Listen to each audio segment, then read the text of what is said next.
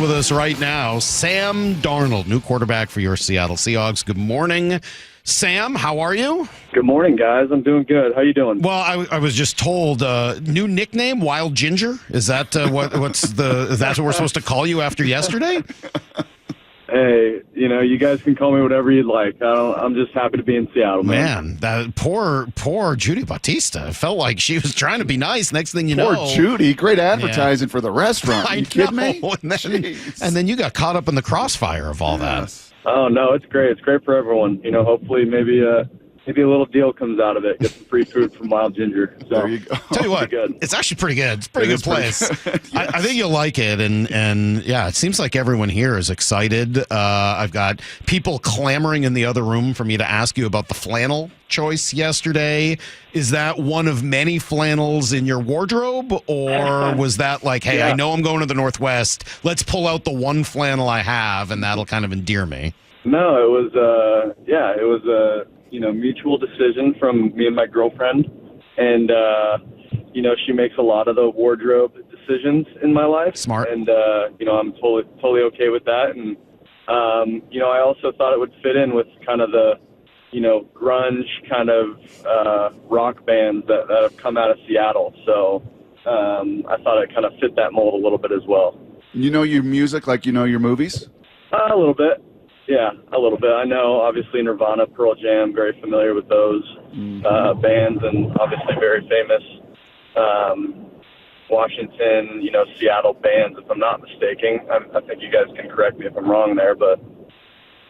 No, I think you got it right. Yeah, no, Aberdeen. If we're going to be specific about Nirvana, that's Kurt's from Aberdeen. Yeah, that's for sure. Hey, as you laid your head on the pillow last night, Sam, and you wake up this morning, the whole car wash of everything yesterday, the media, the people, the organization, new teammates, and everything. What was your biggest takeaway? Yeah, I think like you said, just meeting everybody. I think the biggest takeaway is everything that people say around the league about Seattle as a place, as an organization. It's all true, man. Just feeling so welcome, the second that I walked in the building. Obviously, I feel like the same goes for, D-Law and Josh, the other free agent signings that were there yesterday. We all felt so welcomed from the coaching staff, all the way to the people that we work with on a day-to-day basis in the cafeteria, the equipment staff, all those guys. So it was really just such a great day just to be able to meet all those people. Not sure if I got all the names down quite yet, but that'll come with time. And man, I'm just so excited to call myself a Seahawk and just make that home for hopefully years to come. When you say that people around the league say that, who do you talk to when you're starting to make a decision like this, and it's a big one? Who is in your council? Who do you speak to? Yeah, I think, I was just kind of speaking, generally just around the league, whether it's coaches, former coaches that have coached in Seattle that I've worked with in the past, former players that have played in Seattle, guys that are still in the league and guys that have retired now. Just everyone speaks so highly of the organization from top to bottom, whether it's, like I just mentioned, just coming in every single day and grinding with your teammates and that kind of every day to day, it can get a little mundane, coming in, Monday through, Saturday, you have the same routine leading up to Sunday. And, it's when you have good people around you and in a great organization, it makes it that much more interesting and that much more fun. And, and they speak very highly of the life, that you can live in Seattle, beautiful place in the summer. And, I'm really looking forward to also just playing games at Lumen Field. I've had a, few experiences playing in Lumen, and, I've enjoyed every single one that I've played, and, those fans are electric, to say the least, and I'm just excited to get this thing rolling, man. I want to get to some of those experiences, Sam. I apologize if you went through some of this yesterday, but I am curious if you wouldn't mind walking Salky and I and our audience kind of through this process for you, that season ends and everything unfolds and you go into free agency. Tom Pelissaro was on with us yesterday, Minnesota guy that I know that you know well. Yep. Tom said this to us as we chatted with him yesterday. But I think it was telling, even with a rookie first-round pick in J.J. McCarthy, they still made Sam Darnold an offer. It was a one-year offer. It was not at the numbers that the Seahawks were offering on a multi-year deal. But they did try to retain Sam Darnold. So, Sam, can you kind of walk us through the process of the last couple weeks or all of free agency and the franchise tag and everything else and how we kind of sit here today with you in Seattle? Yeah, I think, right after the season, I was eager to, potentially get something done with Minnesota.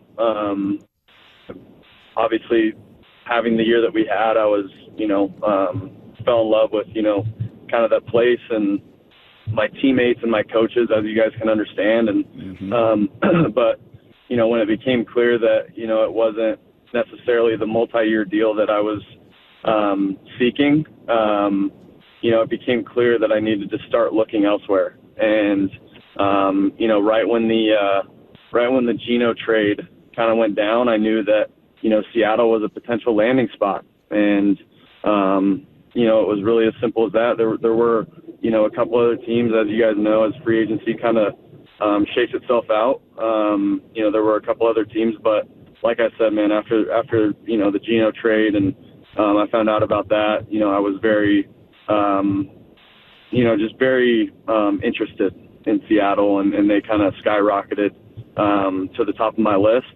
And I'm just, like I keep mentioning, man, it's just a very, very exciting time for me, and I'm just just very, very eager to get in the building and get to know everybody. So I'm a little curious on that because, all the great things about the organization, I think they're all true. I mean, I think everything you've heard are things that would be echoed by fans, by people in the media, by folks here. It's an organization that does it the right way. But from a quarterback perspective, I mean, you're coming in, especially at the time you signed, they had just traded DK, so one of the top two receivers, and Tyler Lockett, so two of the top three had just left. The offensive line had its struggles last year. What made it, from just not beyond the organization, what made it appealing to you to want to come and step into this roster and this offense? Yeah, I think there's still some really, really good young talent that we have, especially with Jax and, some of the other guys at the skill position. We got a couple really good running backs as well that can do some fun stuff, whether it's, obviously running the football, but out of the backfield as well, catching the football. So that excites me as well. And just being able to work with Klint Kubiak, man. I'm sure you guys have, done your homework there, but it's, he's an incredible football mind. He's obviously been around the game forever, with his dad coaching in the league as long as he did. And I'm just very excited, about this opportunity to be able to, work with all these players that we have, this coaching staff that, Klint has obviously retained in Seattle, and the guys that he's also brought in. So, there's so much exciting things happening. I think, it goes without mentioning, but the defense as well. Coach McDonald and all the things that they're doing on defense with all the, talent that we have over there. As you know, Brock, a defense can be a quarterback's best friend sometimes. And, that was just a very, all those factors. I mean, I looked at everything, and all those factors kind of, led me to the decision that I made. And I'm so happy and thankful, where I landed. So I think people always love the human element of it, right? We watch you as football players and kind of evaluate all of that, but it's always the stuff behind the scenes. It's a lot of fun. I'm just kind of curious, did you hear of the Geno trade before the rest of us? I think that was, on a Friday? Friday at like 3 o'clock? 4 o'clock on that Friday. And kind of shocking, I think, to a lot of the audience. Did you have feelings, inklings that could happen? Did you hear that Friday night? And then how quickly, once you hear that news, are you and your agent kind of working to, hey, man, let's find a way to get this done? Yeah, it's interesting, man. I feel like a lot of these, this free agent stuff and all these trades that happen around this time, like, I feel like we kind of find out with everyone else, which can be, sometimes a little stressful for us. But at the same time, man, I have such great people that work for me.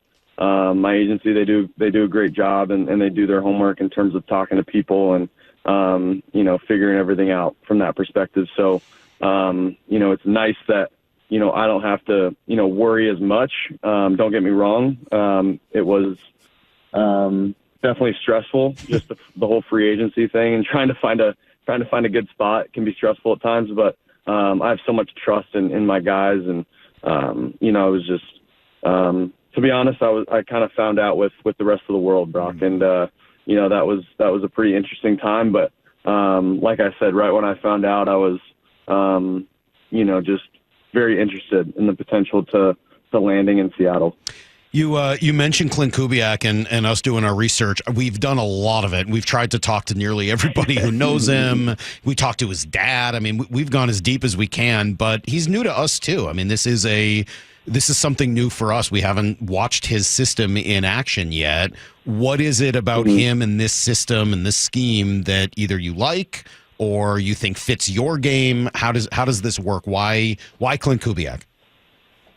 Yeah, I think just my time in San Francisco, I got to be around Klint for a lot, for quite a bit, especially learning the system, and got to hear a little bit of his philosophy and what he thinks. And, it all starts, as you guys know, in that system, it starts with running the football. And we're going to shift, we're going to motion, we're going to do a bunch of things to try to create chaos on the other side of the football, but also keeping it simple for us as an offense. And then off of that run game, you're going to have keepers, you're going to have play action at the forefront of that, and we're going to be able to drop back and throw it with the best of them when we need to. So, there's so much that I love about this offense, but I think one of the main things that I love is that I've had experience in it, and that was also a huge factor in me deciding to come here. So I assume you know the terminology already. You don't have to learn all new terminology and play calls and all that. I know a little bit of it. I know most of it, to be honest. But he did change some things going to New Orleans, and but I'm gonna start from scratch. I can't go in thinking that I know everything, right? I think that's when we all get caught with our tail between our legs. So I'm just going in with an eager mind and just ready to learn as much as I can. Sam, he's trying to bait you. Yeah, I'm just baiting you. Sam, he's trying to bait you. Yeah. Okay, I've worked with this guy for 16 years. He's trying to bait you. I know what he's doing here. Brock has his favorite play call from his West Coast system. Red, right, tie, close, C, left, sprint, left, U corner, halfback, flat. Right. Stupid he loves thing that one. He says it all the time, just to show off, humble brag, everything he can still remember after all these years. Every former quarterback has their favorite play. So what's yours? The longest play they've ever called. Yeah, all right, let's hear it. Well, what's your favorite? What's the longest? I'm just a trips right, I'll go special kind of guy. You know what I mean? And don't even need to put a protection on there. We'll just let the O-line figure it out. Wow. A son of a plumber right there, Brock. Keeps it simple, obviously, right? I mean, just no reason to overcomplicate it. You're the son of a teacher. I get it. You got to overcomplicate things. Sure, thanks. Son of a plumber just keeps it very simple. I got a better exercise for you, Sam. And one, I'm not baiting you on anything, but I am really curious. You've been a few different spots, right? And I think everywhere you go, every different system, coach, and everything, good, bad, ugly, you take something from them. If you wouldn't mind, could you just kind of go through from USC to the Jets to Carolina to San Fran to Minnesota? What is something as we chat with you today, something from each of those places that you take with you? And we'll start with SC. Yeah, I think USC, the whole experience, right? It was kind of my first time in the limelight, and just learning how to deal with, guys like you, whether, good or bad. The media can be tough sometimes, especially as a young kid coming from high school where you're not getting as much coverage as some of those, top, more like 5-star type guys. So I was, thrown into the fire a little bit there, and I feel like I learned a lot from that, and obviously learned a ton in, football-wise, but we don't need to get into that. And then New York, again, just continuing to learn from, whether I had a good game or whether I had a bad game, just being able to be level-headed through it all. I think I learned a ton about myself during that time. And that's then, where the media Carolina really got easy, right? Once you got to New York, the Number media two is really, market, really number easy one there, from market. everything I understand. Yeah, no, it was a breeze, man. I had no issues with the media there. They were all great. No, but then, Carolina, I think, and I say this a lot, but my time with Baker, them signing Baker and, deciding, okay, Sam, you're going to be the backup, and then just being able to sit back and watch, and that was really the first time I got to, since I don't think I've ever, been a backup before that, except for my, true freshman year at USC when I was redshirting. So just to be able to sit back and watch, and I really understood that, there's no need to put more pressure on yourself as a quarterback. There's 10 other guys out there with you, and everyone's got to do their job for the quarterback to be successful. And I feel like I learned a lot about that when I was in Carolina, especially backing up Bake, and was able to learn from that and actually played pretty well. I think we went 4-2 those last 6 games in Carolina with a chance, in that division to make a run at the playoffs, and didn't quite make it. But I learned a lot about myself, and then obviously in San Francisco, I learned so much. I can't tell you about all the things that I learned, but I said this yesterday, just watching Brock's process and how he, was able to, go about his week and study, and just the way that he kind of, if something wasn't there right away, in a play, he was able to get it to his check down really fast. And he was just able to play really fast. And I just always, I always admired that about Brock, and I learned a ton from him that way. And then that kind of, that year of just sitting behind Brock and then sitting behind Baker for that year before, that really led me, I felt like, to Minnesota and being able to play patient, consistent football on a daily basis. And I feel like that kind of, and just the coaching that I had in Minnesota too, with KO, with Josh McCown, Wes Phillips, Grant Udinsky, just all those guys that were there in Minnesota, helping us as quarterbacks. I was able to see the game from such an interesting lens. But also it was because of those experiences that I just talked about, and it's all kind of led me to this point in Seattle. It's funny, talking about my journey, as quarterbacks and as people. I feel like we don't get time to really sit back and talk about our journey, but even talking about it, with you guys, I feel like I'm learning just something about, myself as I talk through it. So, I think it's awesome to be able to, talk about our journeys, and because, there's nothing quite like, as Brock, the life of an NFL quarterback. Well, I wonder, especially, go ahead. Yeah. No, I wonder about being, I'm sorry. I thought he was done. Oh my gosh. About to get emotional. I know. Jeez, well, I'll try to make him cry. Yeah, Give me a minute. Let me see if I can make him cry. So you're the number really 3. You're the no kidding. You're the number 3 overall pick, and then it strikes me as you talk about someone like Brock Purdy, right, Mr. Irrelevant, and is there an element of, for a guy like that to be able to just come out and play free, that he's got nothing to lose, there's no real expectations heaped on him, he's just going out there and he can kind of do whatever because he's not even really supposed to be there, versus all of the expectations of being, a top 5 pick in New York City to turn around the Jets and everything that's sort of heaped on you? How challenge, or how much have you learned about dealing with expectations? Yeah, I think the biggest thing, and just being a young player in New York too, I felt like I put a lot of pressure on myself, like you just mentioned, but not for any other reasons than I just wanted to be successful. And I think for me, being at USC, I could run around and make plays. And I think I thought that, my first few years with the Jets, I thought that I could just run around and make plays, but the NFL is a little different that way, right? You have some different dudes chasing you around, and you're not always going to be able to make those plays. And like I kind of mentioned with, my time in San Francisco and even watching Bake, first and second down, just being able to find a way out, and, even if everyone's covered, just dirtying it at your checkdown's feet, sometimes that's the best play.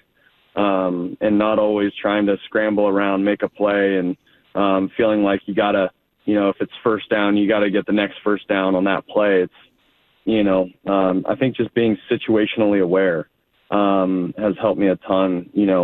Obviously it helped me a ton last year with my mindset, and I feel like we'll just continue to, help me in the future. Do you have any relationship with Cooper Kupp? You ever cross paths with him anywhere along the lines? Any way? Yeah.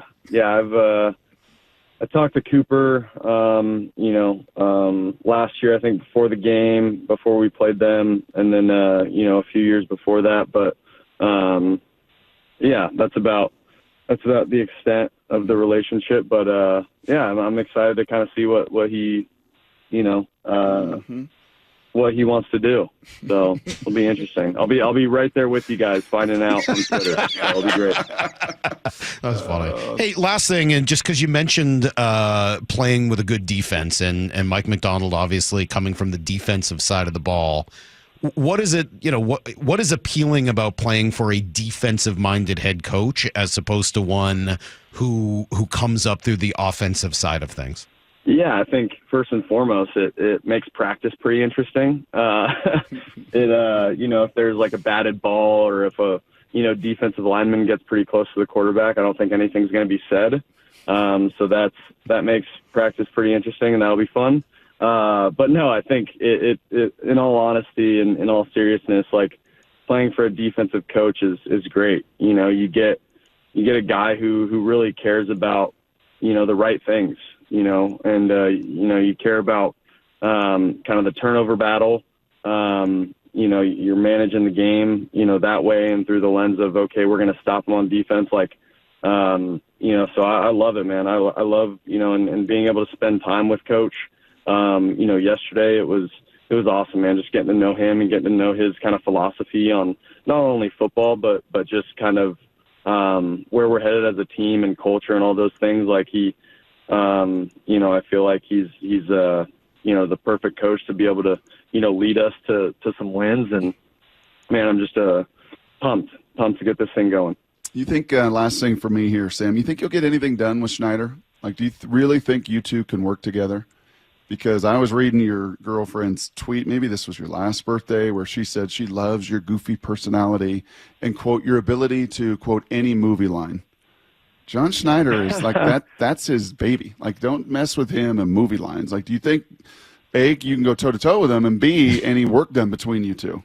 Yeah, I don't know. I think we'll have to, figure that one out when I get to know him a little bit more. But I'm not going to come in, hot out of the gates and say that I can quote movies better than him. But just be careful. I'm pretty solid, and they got to come natural too. I'm not just going to sit here and quote movies for you, Brock. You know what I mean? No, I'm not asking. He's not a puppet, man. He's not a monkey. You don't just tell him to for dance. Your favorite play call or to do that. I'm just saying, be careful. Yeah.